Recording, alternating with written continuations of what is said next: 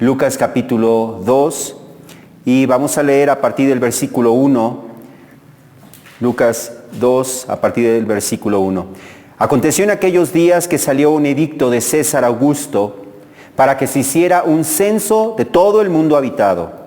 Este fue el primer censo que se levantó cuando Cirenio era gobernador de Siria. Todos se dirigían a inscribirse en el censo, cada uno a su ciudad.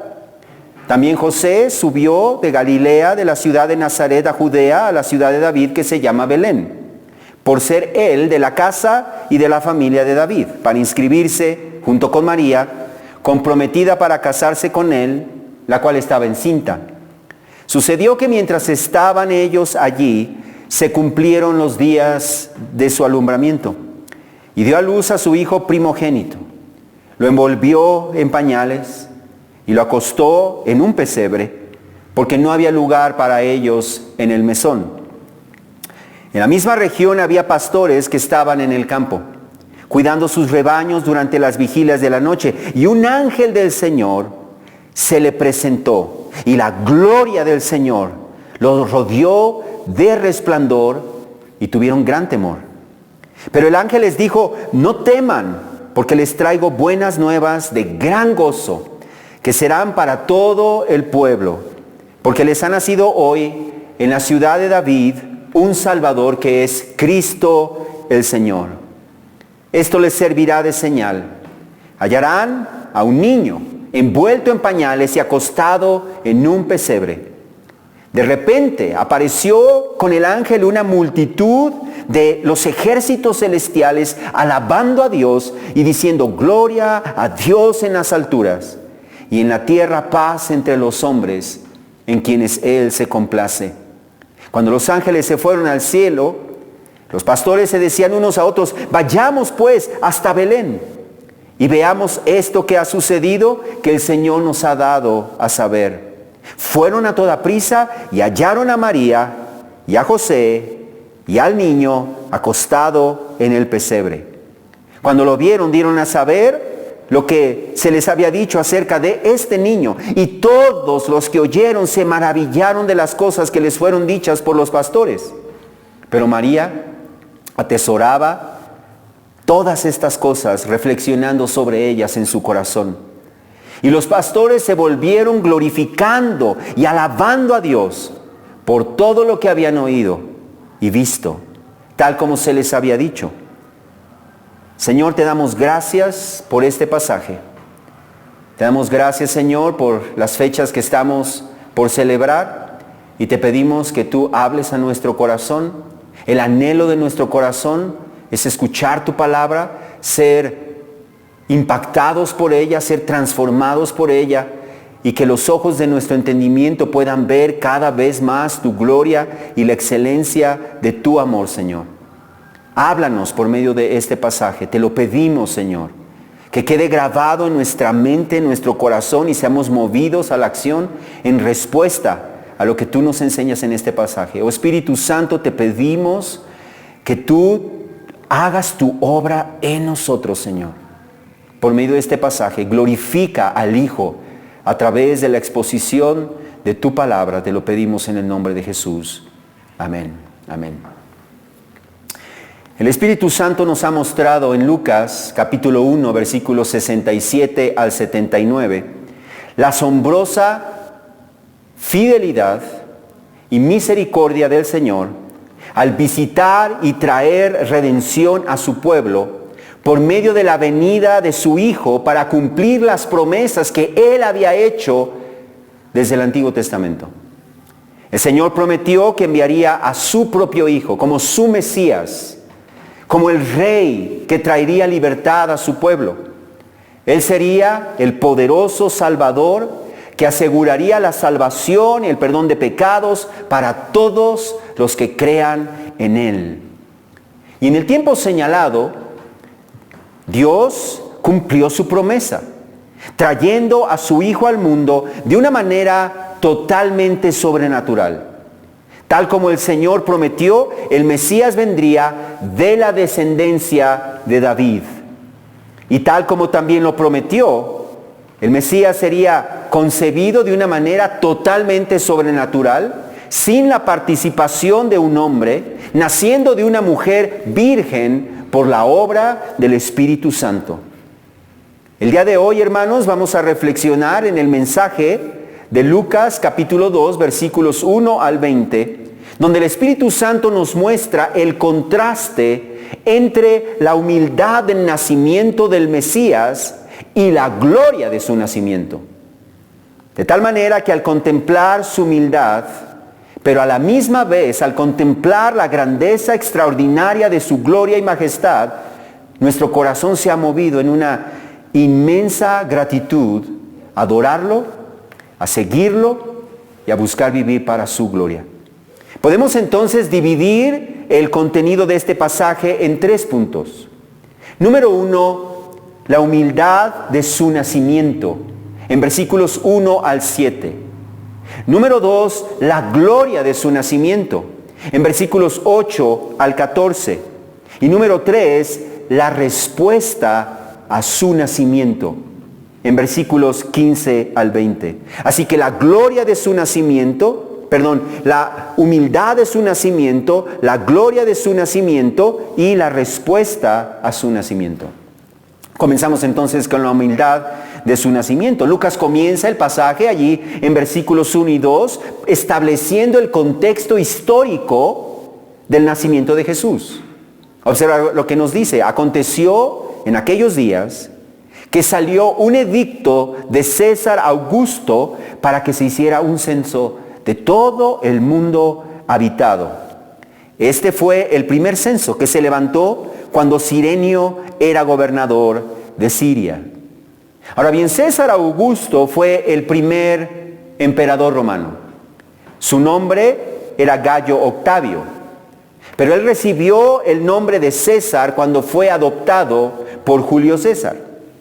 Por otro lado, recibió el título de Augusto, que significa venerable o majestuoso, cuando él comenzó a reinar en el año 27 antes de Cristo, y su reino se extendió hasta el año 14 después de Cristo. Ahora, Lucas nos dice que el emperador César Augusto promulgó un edicto para que se hiciera un censo en todo el mundo habitado. Y este fue, nos dice allí, el primer censo que se levantó cuando Cirenio era gobernador de Siria.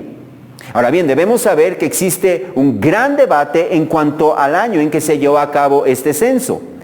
Pero al dar estas referencias históricas, Lucas coloca el nacimiento de Jesús dentro de la historia de la humanidad, en un contexto histórico, para hacernos ver y enfatizar en nuestra mente que lo que Él está a punto de narrarnos a continuación no es un cuento ficticio producto de su imaginación, sino que son hechos históricos. Ahora bien, lo interesante de este censo es que fue el medio que Dios usó para cumplir lo que Él había prometido 700 años antes por medio de uno de sus profetas. El versículo 3 señala que en obediencia al edicto del emperador, todos se dirigían a inscribirse en el censo, cada uno a su ciudad. La importancia entonces de este censo para el propósito de Dios se encuentra en los versículos 4 y 5, donde nos dice que también José subió de Galilea, de la ciudad de Nazaret, a Judea, a la ciudad de David que se llama Belén, por ser él de la casa y de la familia de David, para inscribirse, dice el versículo 5, junto con María, comprometida para casarse con él, la cual estaba encinta.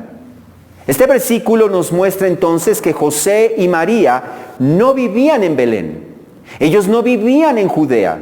Ellos vivían en la ciudad de Nazaret, que se encontraba en la región de Galilea, a unos 145 kilómetros de distancia que había entre Belén y Nazaret. Y ellos tuvieron que subir a la ciudad de Belén.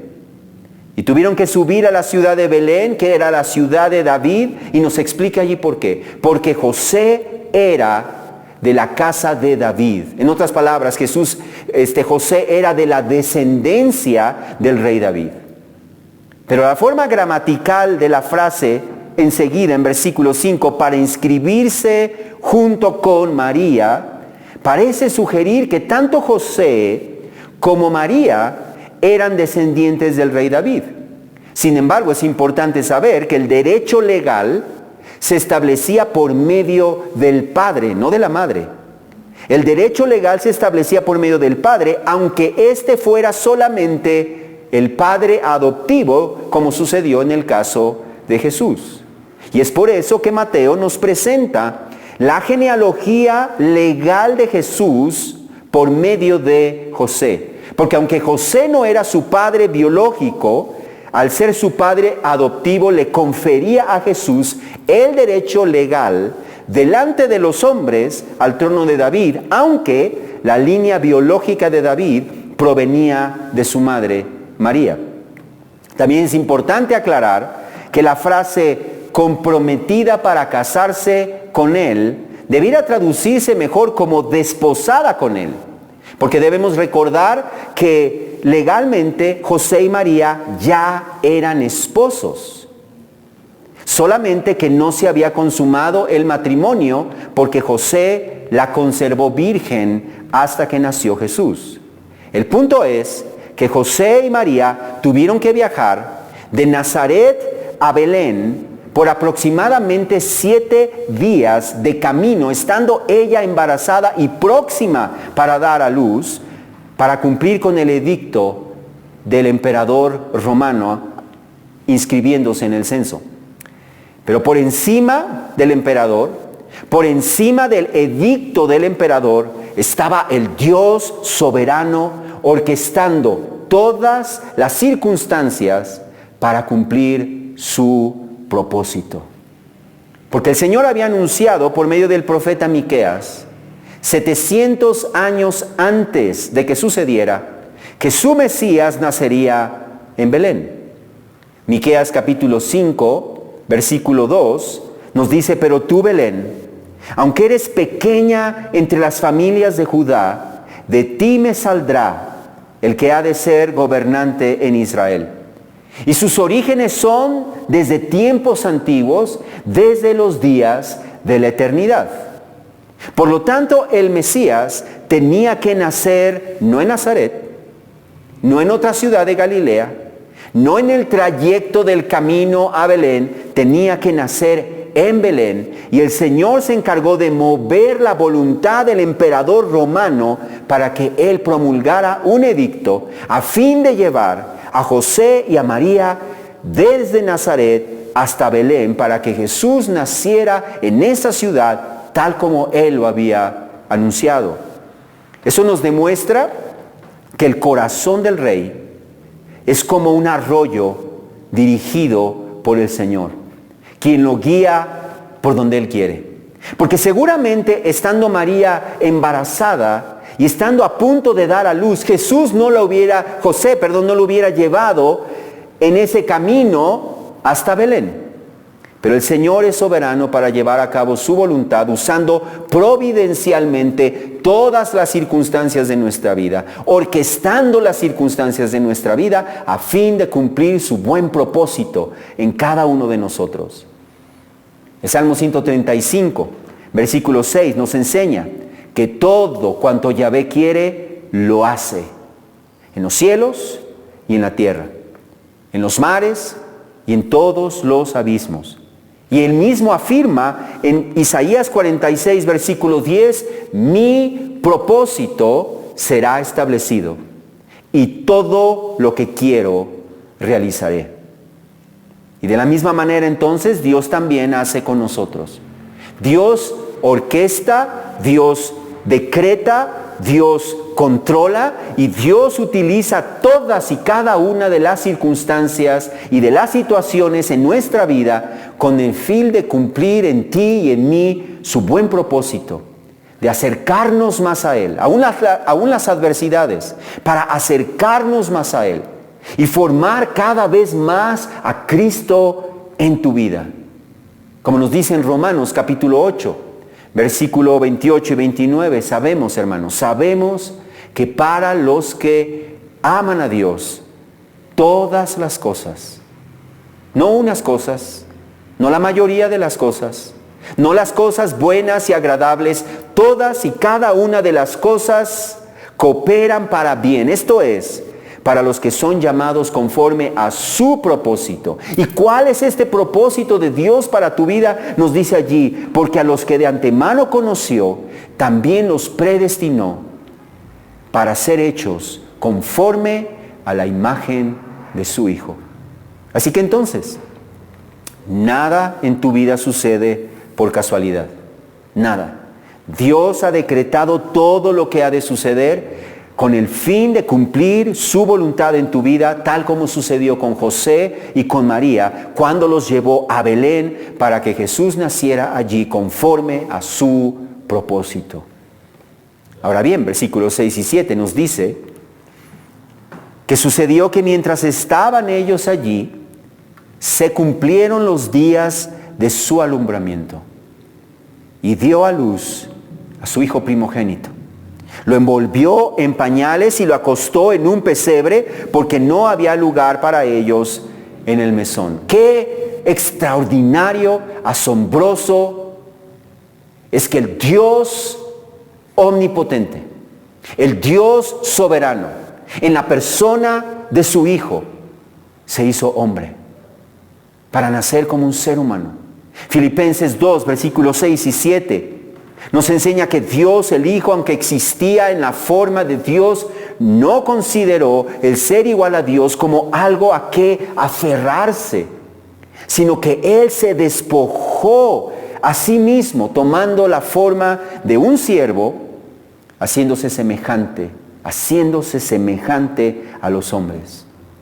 Pero Él no solamente se humilló haciéndose semejante a nosotros, sino que también se humilló al no nacer en un palacio como Él merecía, siendo el Rey de Reyes y el Señor de Señores. Ahora bien, es sorprendente que la evidencia histórica indica que Jesús no nació, contrario a lo que nosotros esperaríamos, no nació en el año 1 de nuestra era, sino que nació entre los años 4 y 5 antes de Cristo, antes de nuestra era. Y esto se debe a una imprecisión en el cálculo de Dionisio, un monje a quien el Papa Juan I le pidió en el año 525 que diseñara el calendario que sirvió como base del calendario que nosotros usamos hoy. Ahora bien, en cuanto a la fecha de su nacimiento, el 25 de diciembre se reconoce desde los tiempos de Hipólito, que fue uno de los padres de la iglesia en el segundo siglo. De igual manera, Crisóstomo, otro de los padres de la iglesia, en el año 386 después de Cristo, señaló que esa fecha era correcta, aceptándose desde entonces como la fecha oficial. Por otro lado, lo más seguro es que Jesús nació en un establo, pues no había lugar para ellos en el mesón. Y el texto nos dice claramente que acostaron a Jesús en un pesebre. Ahora bien, ¿qué es un pesebre? Un pesebre no es otra cosa que un comedero para los animales. Y los comederos para los animales están en donde se guardan los animales. Así que entonces, lo más probable es que Jesús haya nacido en un establo. Hasta este momento, por lo tanto, si nosotros estuviéramos presentes, si nosotros estuviéramos acompañando a José y a María, no veríamos nada extraordinario en ese niño. No veríamos nada glorioso que nos llevara a pensar que Dios estaba obrando detrás de todo lo que estaba sucediendo. Y lo mismo sucede a menudo en nuestra vida. La mayoría de las veces no vemos la mano invisible de Dios detrás de cada una de nuestras circunstancias, cada día. Pero podemos estar plenamente seguros de que Dios está obrando. Dios está obrando, como en el libro de Esther, Dios está obrando tras bambalinas para cumplir su propósito en cada uno de nosotros. El nacimiento de Jesús fue un nacimiento como el de cualquier niño. No solamente en cuanto a su apariencia física, sino que además en condiciones extremadamente humildes. Pero eso estaba a punto de cambiar, porque Dios nos mostraría enseguida que ese niño no era cualquier niño. Y eso nos trae a nuestro segundo punto, que es la gloria de su nacimiento. Hemos visto la humildad de su nacimiento, ahora veremos la gloria de su nacimiento. Versículos 8 al 11 nos dicen que en la misma región había pastores que estaban en el campo, cuidando sus rebaños durante las vigilias de la noche. Y un ángel del Señor se les presentó y la gloria del Señor los rodeó de resplandor y tuvieron gran temor. Pero el ángel les dijo, no teman, porque les traigo buenas nuevas de gran gozo, que serán para todo el pueblo. Porque les ha nacido hoy, en la ciudad de David, un Salvador, que es Cristo el Señor. Observa allí que el Señor no escogió revelar el nacimiento de su Hijo, el Salvador del mundo, el Rey de Reyes, el Señor de Señores, a los reyes. Ni a los ricos, ni a los nobles, ni a los poderosos, ni siquiera a los líderes espirituales de Israel, sino que más bien escogió a los que eran considerados como nada, a los que eran considerados como poca cosa, a simples y comunes pastores de oveja. Como María dijo en Lucas 1, versículos 51 y 52, el Señor ha hecho proezas con su brazo, ha esparcido a los soberbios en el pensamiento de sus corazones, ha quitado a los poderosos de sus tronos y ha exaltado a los humildes. Esos pastores, como nos dice el versículo 8, estaban como cualquier otra noche, en el campo, cuidando sus rebaños durante las vigilias de la noche. Hay quienes señalan que este dato hace muy poco probable que Jesús haya nacido en diciembre, porque se cree que los pastores no sacaban a las ovejas al desierto durante el invierno. Pero aunque es verdad que en el invierno los pastores no sacaban a las ovejas al desierto, eso no significa que las ovejas estuvieran puestas bajo techo durante los meses del invierno. Es cierto que eran traídas del desierto, pero el texto no dice que las ovejas anduvieran en el desierto, sino nos dice que andaban en el campo. Por lo tanto, en las afueras de Belén. De allí que entonces no se puede descartar por completo que haya podido nacer en diciembre, aunque la realidad es que no sabemos con certeza la fecha de su nacimiento.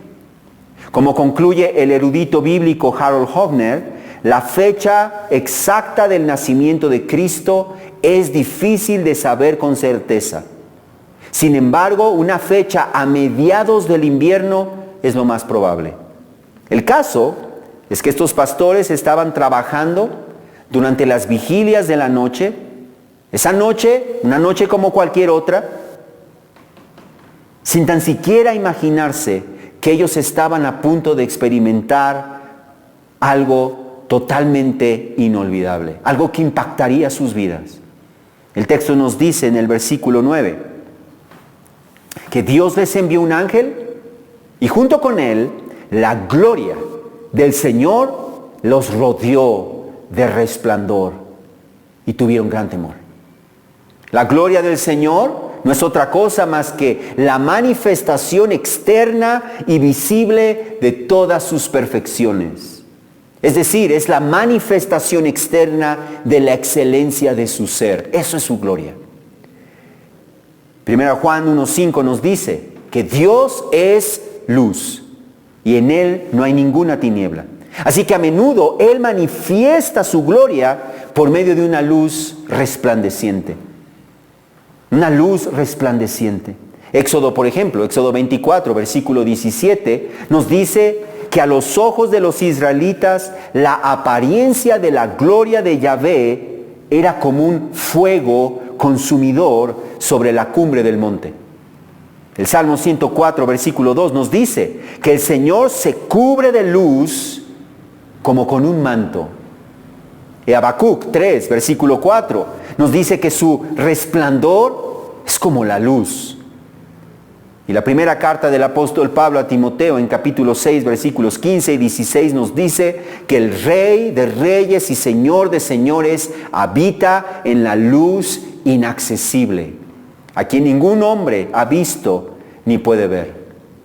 El resplandor de la gloria del Señor, sin duda, fue algo totalmente extraordinario, impresionante, al grado que nos dice el texto que los pastores tuvieron gran temor. Gran temor. De allí que lo primero que el ángel les dice en el versículo 10 fue: no teman. No teman. Porque les traigo buenas nuevas de gran gozo que serán para todo el pueblo. Y luego el ángel añadió en versículo 11 que esas buenas noticias de gran gozo eran que les ha nacido hoy en la ciudad de David un Salvador, que es Cristo el Señor. Observemos que ese Salvador es el Cristo, es el Mesías, que significa el ungido. Él es el renuevo de David, el cual Dios había prometido que nacería en Belén, la ciudad de David. Pero ese Salvador era más que solamente un hombre, era más que solamente un descendiente del rey David. Nos dice allí que era el Señor. Y ese título, el Señor, se reservaba exclusivamente para Dios mismo.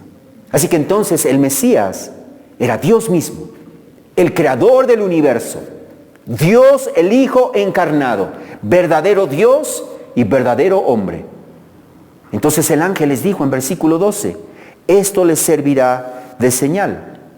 Fíjate bien qué es la señal. Hallarán a un niño envuelto en pañales y acostado en un pesebre. Hallarán a un niño. El Salvador entonces no era un semidios, no era una visión o tan solo una apariencia humana. No, Él nació como cualquier bebé humano. Lo que ellos verían entonces al llegar sería un niño de carne y hueso, envuelto en pañales y acostado en un pesebre. A simple vista entonces ese niño no sería distinto de cualquier otro bebé humano. Pero ese niño era nada menos que el Señor, aquel que sostiene todas las cosas con la palabra de su poder. Él era Emmanuel, Dios con nosotros, plenamente Dios en su naturaleza divina, pero también plenamente humano en su naturaleza humana. Dos naturalezas en una sola persona. Pero externamente, su naturaleza divina estaría velada a la vista de los hombres por su naturaleza humana. De manera que externamente Él sería como cualquier otro ser humano, como cualquier otro bebé. Pero aquella luz gloriosa y resplandeciente que ellos vieron no fue todo lo que estos pastores experimentaron.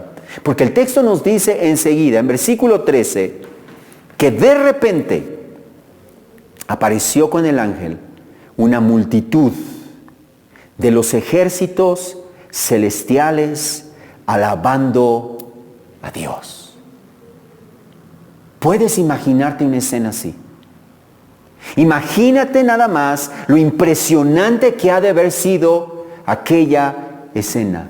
Miles de ángeles celestiales alabando al Señor. Sin duda, aquel ha de haber sido el mejor servicio de alabanza que jamás haya existido.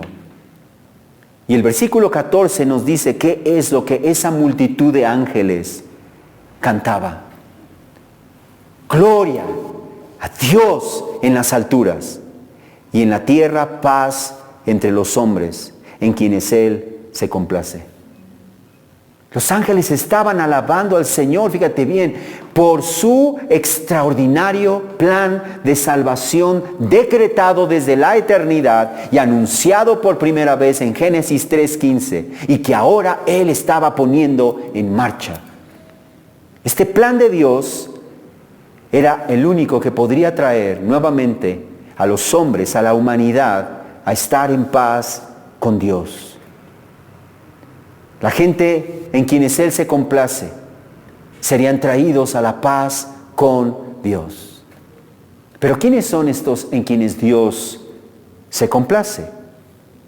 No es la gente buena de este mundo, porque Dios claramente nos enseña en su palabra que no hay quien haga lo bueno delante de Él. No hay ni siquiera uno, ya que todos nos hemos desviado. Los hombres entonces que disfrutarían de esa paz con Dios serían aquellos en quienes Dios decidió complacerse. Serían aquellos que sin merecerlo fueron escogidos desde antes de la fundación del mundo, simple y sencillamente porque Dios los amó. Porque Dios decidió compadecerse de ellos y complacerse en ellos por gracia y no por sus propios méritos. Efesios 1, versículos 4 al 6, nos dice precisamente esto, que Dios nos escogió desde antes de la fundación del mundo para que fuéramos santos y sin mancha delante de Él. En amor nos predestinó para adopción como hijos para sí, mediante Jesucristo, conforme al beneplácito de su voluntad, para la alabanza de la gloria de su gracia, que gratuitamente ha impartido sobre nosotros en el amado. Así que entonces, aquellos en quienes Dios se complace, son todos aquellos que fueron escogidos por gracia, para salvación, desde antes de la fundación del mundo. Fueron escogidos para creer en Jesucristo, los cuales encontraríamos en la obra de Cristo la paz con Dios. Así que entonces, hermanos, vemos por un lado la humildad en el nacimiento del Salvador. Vemos por otro lado la gloria extraordinaria de su nacimiento. Y nos queda solamente un punto: cómo tú y yo debemos responder. Nos queda solamente el tercer punto: las respuestas a su nacimiento. Notemos ahí finalmente 5 respuestas que produjo el nacimiento de Jesús. Primera respuesta: obediencia. Obediencia. Los versículos 15 y 16 nos dice que cuando los ángeles se fueron al cielo, los pastores se decían unos a otros: vayamos pues hasta Belén y veamos esto que ha sucedido, que el Señor nos ha dado a saber. Y fueron a toda prisa y hallaron a María y a José y al niño acostado en el pesebre. Notemos la respuesta de obediencia inmediata. Ellos fueron a toda prisa para comprobar, en obediencia a la instrucción del Señor a través del ángel, encontrar a ese niño. Respuesta número 2: compartir con otros las buenas noticias que hemos escuchado. Compartir con otros las buenas noticias que hemos escuchado. El versículo 17 dice: cuando lo vieron, dieron a saber lo que se les había dicho acerca del niño. Observa cómo ellos no se quedaron callados con la información que habían recibido. Ellos la compartieron con otros. Ellos querían que otros supieran cuán extraordinario era el mensaje, esas buenas noticias que aquel ángel les dio, que serían para todo el pueblo, que había nacido en la ciudad de David un Salvador, que es Cristo el Señor. Respuesta número 3: asombro. Asombro. Versículo 18 nos dice que todos los que lo oyeron se maravillaron de las cosas que les fueron dichas por los pastores. Ellos no estuvieron allí, pero ellos se maravillaron al escuchar el testimonio de la grandeza y de la gloria del Señor, de aquel niño que había nacido. Ellos respondieron con asombro. Número 4, reflexión. Reflexión, nos dice el versículo 19. Pero María atesoraba todas estas cosas, reflexionando sobre ellas en su corazón. Ella atesoraba estas cosas, reflexionando sobre ellas en su corazón. Número 5, finalmente, alabanza. alabanza, versículo 20. Y los pastores se volvieron, glorificando y alabando a Dios por todo lo que habían oído y visto, tal como se les había dicho. Pues estas mismas respuestas, hermanos, estas mismas respuestas debe producir en nosotros el celebrar la Navidad si tenemos a Cristo como el centro de esta celebración. Debemos celebrar la Navidad hablando de las cosas que nos han sido contadas en las Escrituras acerca de nuestro Salvador. Debemos asombrarnos y maravillarnos de las cosas que nos han sido contadas. Debemos atesorar estas cosas, reflexionando continuamente sobre ellas en nuestro corazón. Y debemos responder glorificando y alabando a Dios por todo lo que hemos visto y todo lo que hemos oído. Por lo tanto, hermanos, que la persona, la obra y la gloria de Cristo sean el centro de nuestra Navidad. Y que al contemplar la gloria única de Cristo, el Rey de Reyes y el Señor de Señores, que se humilló a sí mismo para hacerse hombre y nacer en una condición humilde, seamos movidos en nuestro corazón, en nuestra voluntad, a amarle más, acercarnos más a Él, a conocerle a mayor profundidad, a servirle y a vivir para su gloria cada vez más en nuestras vidas. Vamos a orar. Padre, te damos gracias, Dios. Cuán extraordinaria es la grandeza de tu gloria. Cuán extraordinaria, Señor, es la humildad, cuán asombrosa la humildad en la cual tú decidiste nacer. Cuán maravilloso que tú no te revelaste a los grandes y poderosos, sabios, nobles, sino que lo hiciste, Señor, a hombres simples, comunes, como nosotros. Gracias porque tú has escogido lo vil y lo menospreciado del mundo, Señor, lo que no es, para avergonzar a los que creen que son. Y, Señor, tú nos has escogido y nos has traído, nos has llamado, porque tú te complaciste en nosotros. Que estas cosas, Señor, sean asombrosas para nosotros. Y que nos lleven, Señor, a asombrarnos, a maravillarnos ante semejante muestra de amor y compasión, gracia y misericordia. De tal manera, Señor, que todos los días de nuestra vida, cada día de nuestra vida, decidamos vivir más y más para agradarte a ti. Que nuestro anhelo sea, que nuestra ambición sea hacerte agradable, Señor. Y que en esta Navidad, así como María, atesoremos estas cosas, Señor, reflexionando sobre ellas en nuestro corazón. Te lo pedimos, Señor, en el nombre de Jesús. Amén.